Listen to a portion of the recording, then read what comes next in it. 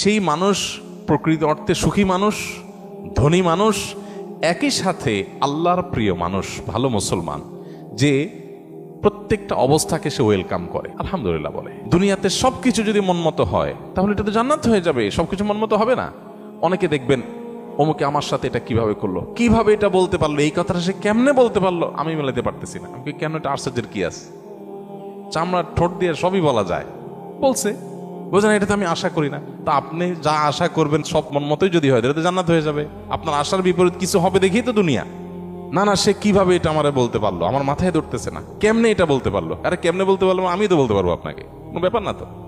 সবকিছুকে ইজিলি নেওয়া, এটা হলো মানুষের দুঃখ দুর্দশা দূরের প্রধান মাধ্যম, প্রধান উপায়। কোন প্রকার বিপদ আপদ হলে আমরা ধৈর্য ধারণ করতে পারি না। ভাই, সবরটা কখন করবেন? তাহলে আপনার মনের বিরুদ্ধে হবে, চাওয়ার বিরুদ্ধে হবে, আশা যা করছেন তার উল্টাটা হবে।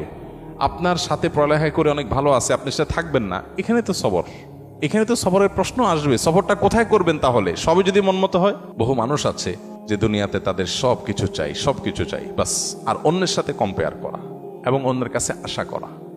সকল অশান্তির দুইটা মূল আছে, আরেকজনের সাথে নিজেকে তুলনা করা, আরেকটা হলো আরেকজনের কাছে কি করা, আশা করা। মানুষের কাছে এত বেশি আশা করা উচিত না।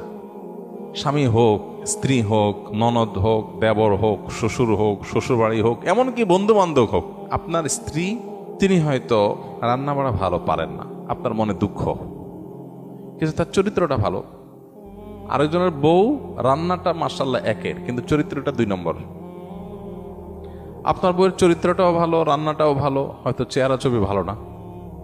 আরেকজনের বউর চেহারা ছবি অনেক সুন্দর, কিন্তু বড় বড় রোগ সে বহন করে বেড়াচ্ছে, লাখ লাখ টাকা যাচ্ছে, তার বাঁচা মরা মানে একটা ধোঁয়াশা মধ্যে আছে। আল্লাহ তাআলা আপনার স্ত্রীকে সুস্থ রেখেছে। একইভাবে মেয়েরা যদি পুরুষদের দিকে তাকায় দেখেন, আমার স্বামীটা অমানুষ, সে একটা ফোন করে না, একটা মেসেজ দেয় না, একটা খোঁজ খবর নেয় না, আমি মনটা খারাপ করে বসে আছি। আরে ভাই, আপনার স্বামীটা নেশাখোর? কোনো নেশা করে না, আলহামদুলিল্লাহ করেন। অনেকের স্বামী নেশাখোর, স্বামী অনেক খোঁজ খবর নেয়, অনেক কেয়ারি, কিন্তু নেশাখোর।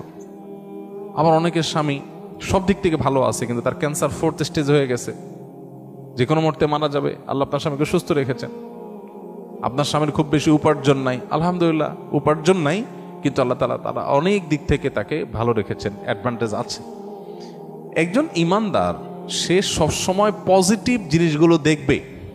শেখ মোহাম্মদ মোতাওয়াল্লিয়া শারবি, মিশরের একজন বড় স্কলার, কোরআনে কারীমের একজন বড় মুফাসসির, তার একটা ছোট স্ট্যাটাসে তিনি লিখেছেন যে কারোর ঘর যদি চুরি হয়ে যায়, চুরি হয়ে চোরের সব নিয়ে যায়, সব বলতে যা যা নেওয়া গেছে, তারপরও সে ঘরে ঢুকে যদি দেখে যে খাটটা আছে, আলমারিটা আছে, আলমারির ভিতরে সব নিয়ে গেছে, আলমারিটা আছে, সে আল্লাহর কাছে শুকর আদায় করবে, যাক ভারী ভারী জিনিসগুলো নিতে পারে না, আল্লাহ শুকর, এগুলো চোরে নিতে পারে না, এগুলো যদি নিয়ে যেত আমি কি করতাম?